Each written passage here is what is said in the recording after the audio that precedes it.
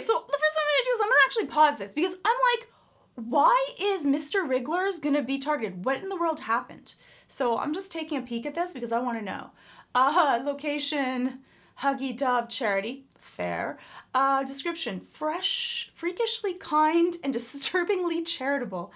Runs a public broadcasting television show. Some people do feel that people that are too nice, it actually freaks them out a little bit because people could not be genuinely so nice. Like Mr. Rogers could not be genuinely that nice of a person. And so sometimes people see that as sketchy on its own because one is people aren't that trusting and they feel that it must be a scam. But there are actually people that are that nice. You hear the stories of Mr. Rogers, they are that sweet, kind, and thoughtful. So I'm like, why in the world would someone target him? But sometimes people will target you because you're nice, because you're kind, because if they hurt you, you would be easier to harm. And a lot of times when people are treated poorly, they try to be even more nice, thinking that that will stop it. But sometimes people are being mean to you because it is easier to take something from you or hurt you, and they get that kind of validation because you won't call them out on it. So sometimes you need to have a little bit of claws and teeth. Being too nice can be an issue on its own.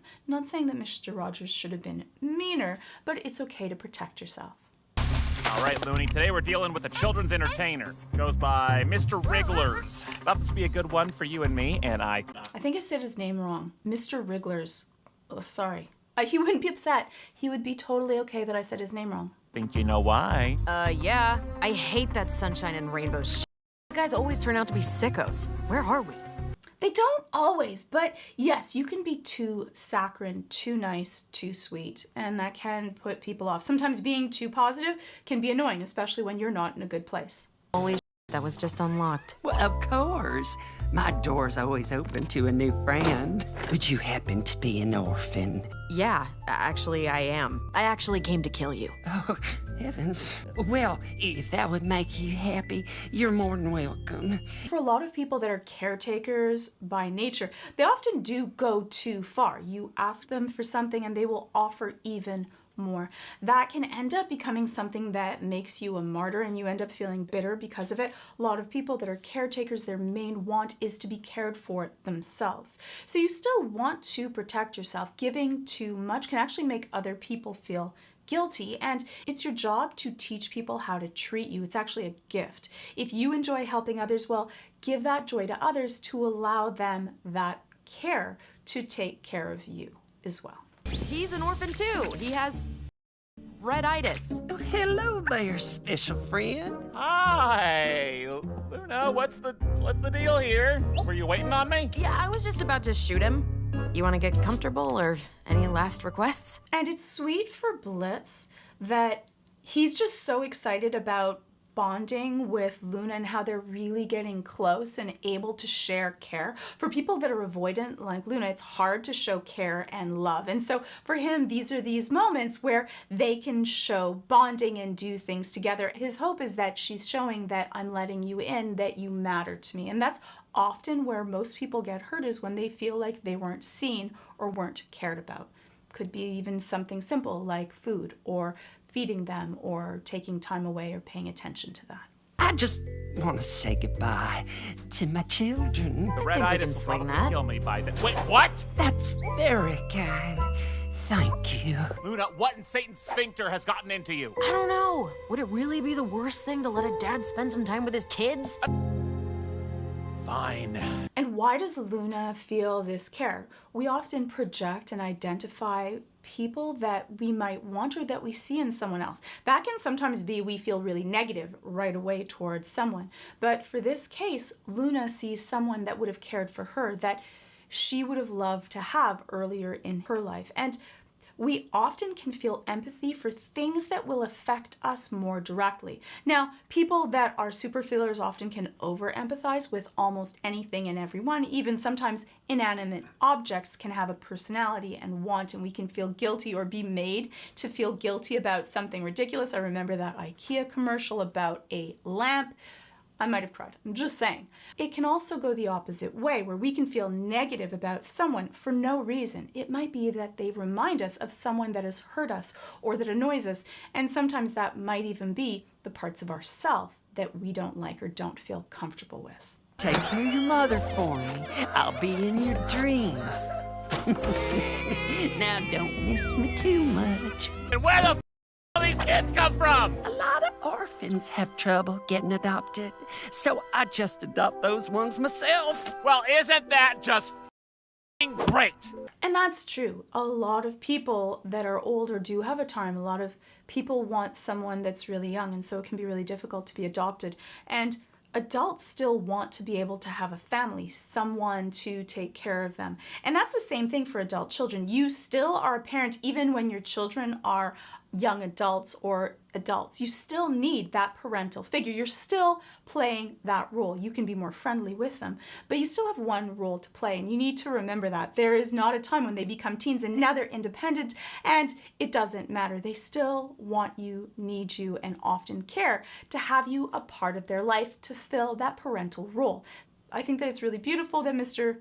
Wrigglers, it's just such a funny name, that Mr. Wrigglers is adopting older or difficult to adopt children so that, and young adults, so that they also have a place that they can call home. I think that there's something really beautiful in that. And it makes it much more poignant to then Loona and Blitz, because he adopted her when she was older. And so it's interesting that for Loona, she definitely identifies with him, yet Blitz is so involved in himself that he is not catching that or doesn't really care that there's a lot of semblance in between him and Mr. Wrigglers. Maybe not in personality type and the way that they express it, but in their care, because you can see that Blitz, for Loona, he will change what he does because that will make her happy. He has a certain amount of Mr. Wrigglers' traits, just expressed in different ways. I'm glad I could make a new friend today, and I know someday you'll show the world who you really are. I don't think they'd like the real me. I know I would. That is a main fear that people have, that if people really knew all of the dark things about us, the truth of us, that we wouldn't be accepted, that we would be rejected. Now, it's interesting because in this case, for Mr. Wrigglers, when he saw Blitz, he did not judge him, but it wasn't this shock. And so I'm not so sure how fair the next set of series of events is for either of them.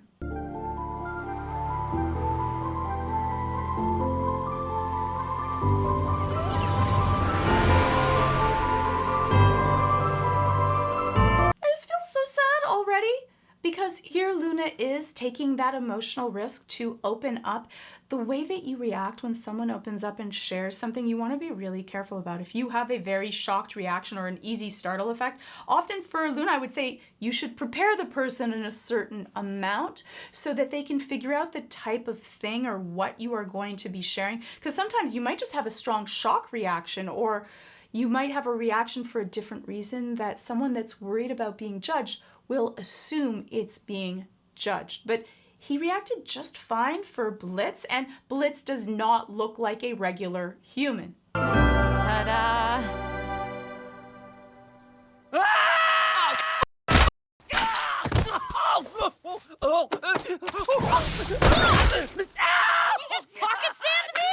Yeah, I'm sorry. I love the fact that he had pocket sand. It's just the best thing ever. All the memes, everything, always have pocket sand. It's pretty effective. Oh, God, I got shot. Oh, it hurts. Oh, my God. Hurry. Daddy will fix this. And there Blitz is coming to the rescue to protect his little girl and solve the problem.